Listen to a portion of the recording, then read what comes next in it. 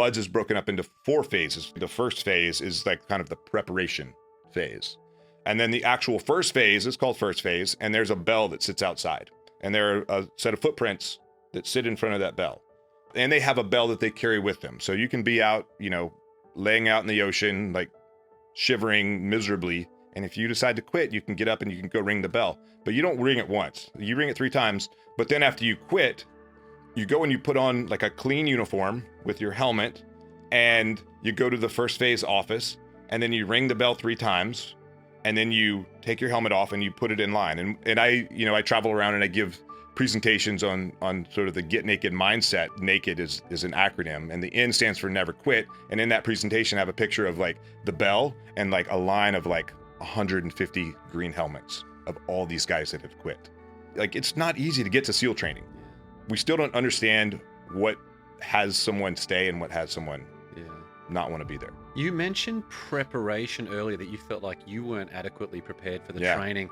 It seems to be the same statistics of dropouts and everything else, and with so much more information available, why aren't more people better prepared to go through it? Do they do such a great job of mixing up the training so it just gets worse and worse, or what is that? Like, how do people not prepare as... But I think people now, it's very sexy, it's very Hollywood, very like in your face. And I think that people see that and they don't recognize the true discipline that it is required to complete that kind of training. The passion, the desire, like, it has to be in your heart.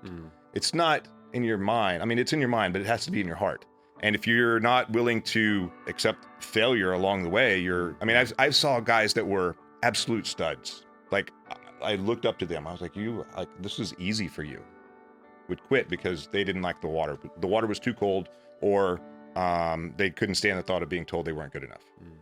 Wow. Like, they're used to winning in everything in their life, and they couldn't stand the thought of being told, you suck.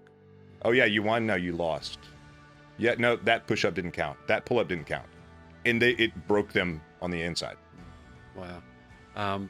It's crazy, isn't it? I just want to be really clear on that there. There were people, so you perhaps felt inferior just looking at the physical and even some of the amazing things these people had achieved beforehand. That made you feel like, wow, what am I even doing here? Or I've maybe even got no chance. But through the background and the mental tenacity and persistence that you had, you were able to beat all these people who on paper or visually looked like they would be much better candidates. Yeah. Wow. Yeah, it was weird to me to see people quit. I was like, why would you quit? It's so much work just to get here. And the consequences of quitting is you go to the regular Navy and